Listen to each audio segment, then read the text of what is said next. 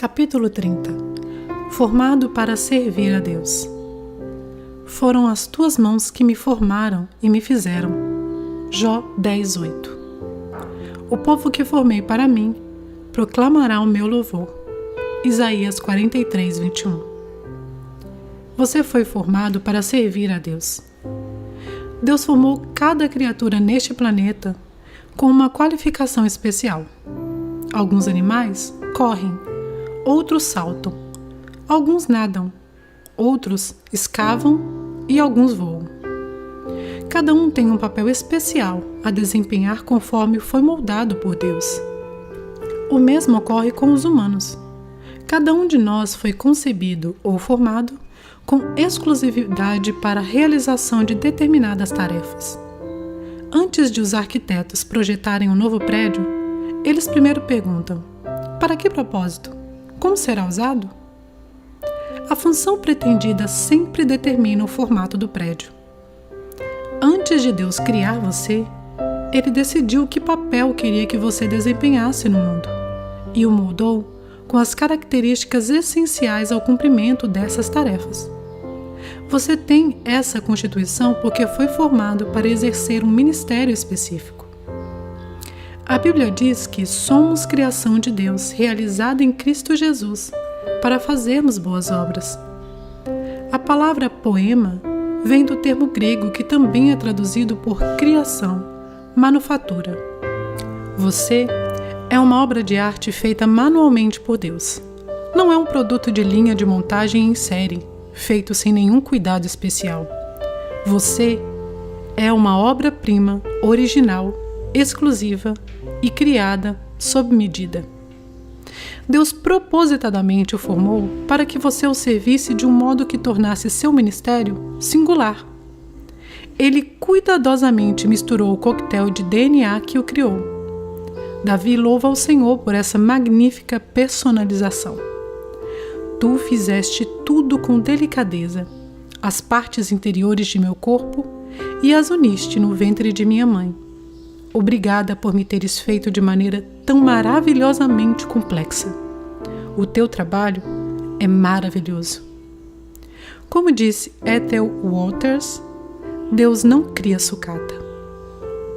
O Senhor não apenas o moldou antes de seu nascimento, mas planejou cada dia de sua vida para favorecer o processo de formação.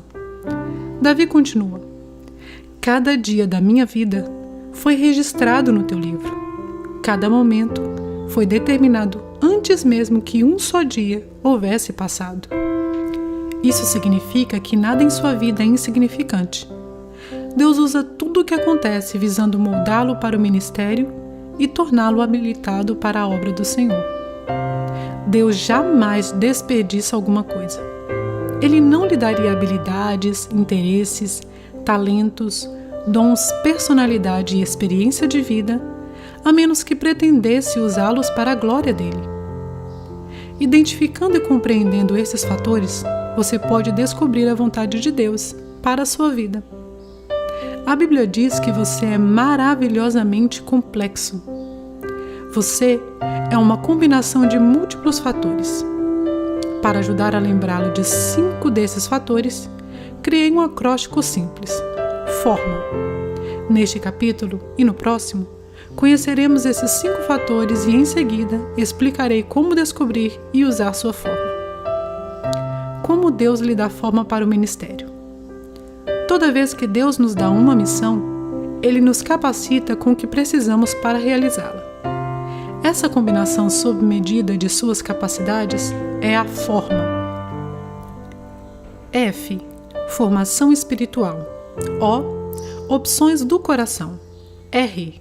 Recursos pessoais. M. Modo de ser. A.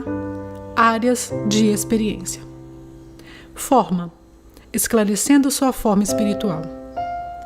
Deus dá a cada cristão dons espirituais para serem usados no ministério. São habilidades especiais, exclusivas dos que creem, concedidas por Deus para que o sirvamos. A Bíblia diz: quem não tem o Espírito de Deus não pode receber os dons que vêm do Espírito. Não podemos adquirir dons espirituais nem mesmo merecê-los, por isso são chamados dons. Eles são a expressão da graça de Deus para conosco. Cristo generosamente repartiu seus dons conosco. Não é você quem escolhe os dons que gostaria de ter, é Deus quem os determina. Paulo explica: é o mesmo e único Espírito Santo quem distribui esses dons. Ele sozinho decide que dom cada pessoa deve receber. Deus aprecia a diversidade e deseja que sejamos especiais. Por isso, não há dom que seja concedido a todos, e ninguém recebe todos os dons. Se você possuísse todos os dons, não teria necessidade de mais ninguém, e isso destruiria um dos propósitos de Deus: ensinar-nos a amar uns aos outros e a depender uns dos outros. Seus dons espirituais não foram concedidos para seu benefício, mas para benefício de outros, exatamente como outros cristãos receberam dons para beneficiar você. A Bíblia diz: um dom espiritual é dado a cada um de nós como meio de ajudar-nos toda a igreja. Deus planejou dessa forma para que necessitássemos uns dos outros. Quando usamos nossos dons em conjunto, todos são beneficiados. Se os outros não usarem os dons, você será frustrado. Se você não usar seus dons, eles serão frustrados. Por isso foi-nos dada a ordem para descobrir e desenvolver os dons espirituais. Você já parou para descobrir seus dons espirituais? De nada vale um dom não descoberto. Toda vez que esquecemos essas verdades básicas sobre os dons, ocorrem problemas na igreja. 2 problemas comuns são a inveja de dom e a projeção de dom. O primeiro ocorre quando comparamos nossos dons com os dos outros cristãos e nos sentimos insatisfeitos com o que Deus nos deu, tornando-nos ressentidos e ciumentos do modo em que Deus usa os outros. O segundo ocorre quando esperamos que alguém mais tenha nossos dons, faça o que fomos chamados para fazer e se sinta tão entusiasmado quanto nós a respeito desse dom. A Bíblia diz: há diferentes tipos de serviço na igreja, mas é ao mesmo Senhor que estamos servindo. Os dons espirituais são às vezes exageradamente enfatizados, contribuindo para a negligência de outros fatores que Deus utiliza a fim de nos preparar para o serviço.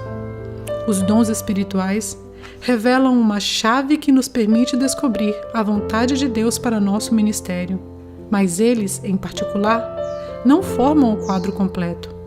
Deus também formou você de 4 outras maneiras. Forma: atentando para as opções do coração.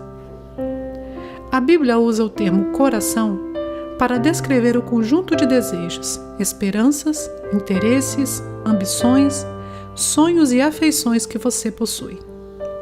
O coração representa a fonte de todos os estímulos, o que você gosta de fazer e o que mais lhe interessa. Ainda hoje, usamos a palavra nesse sentido quando dizemos: eu te amo de todo o meu coração. A Bíblia diz: assim como a água reflete o rosto, o coração reflete quem somos nós. Seu coração revela o você verdadeiro, o que você verdadeiramente é, não o que os outros pensam que você é, ou o que as circunstâncias o forçam a ser.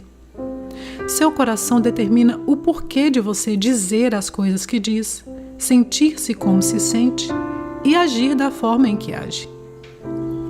Fisicamente, cada um de nós tem um batimento cardíaco único, assim como temos impressões digitais e padrões de íris e de voz singulares. Cada coração bate de maneira diferente.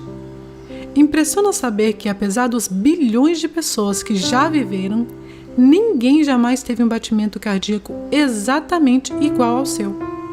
Do mesmo modo, Deus concedeu a cada um de nós um compasso emocional único, que dispara quando pensamos em assuntos, atividades ou circunstâncias que nos interessam. Instintivamente, importamos-nos com algumas coisas e desconsideramos outras. São pistas sobre onde deveríamos estar servindo. Outra palavra para coração é paixão. Existem certos assuntos que despertam nossa paixão, enquanto outros são indiferentes. Algumas experiências nos entusiasmam e prendem a atenção, enquanto outras nos desanimam ou entediam profundamente. Elas revelam a natureza de nosso coração. Enquanto você crescia, deve ter descoberto que se interessava intensamente por alguns assuntos que não despertavam o menor interesse em sua família. De onde vieram esses interesses? Vieram de Deus. Ele tinha um propósito em lhe dar esses interesses inatos. Seu compasso emocional é a segunda chave para a compreensão de sua capacitação para o serviço. Não ignore seus interesses. Tente descobrir como podem ser usados para a glória de Deus. Há uma razão para que você goste de fazer essas coisas. A Bíblia nos manda continuamente servir a Deus de todo o coração. Ele quer que você o sirva apaixonadamente e não por obrigação. As pessoas raramente se destacam em tarefas que não apreciam ou que não lhes despertam paixão. Deus quer que você use os interesses naturais para servir a Ele e aos outros. Atentar para os impulsos internos pode indicar o ministério que Deus pretende que você desenvolva. Como você sabe quando está servindo a Deus de coração? O primeiro sinal revelador é o entusiasmo. Quando você está fazendo o que gosta de fazer, ninguém precisa motivá-lo, desafiá-lo ou inspecioná-lo. Você o faz com prazer. Não precisa de recompensas, aplausos ou pagamento, porque ama servir dessa forma. O oposto também é verdade. Quando você não se entusiasma com o que faz, é facilmente desestimulado. A segunda característica de quem serve a Deus com o coração é a eficiência. Quando você faz o que Deus o condicionou a gostar de fazer, você se torna bom nisso. A paixão leva à perfeição. Se você não dá importância a uma tarefa, é improvável que se destaque nela.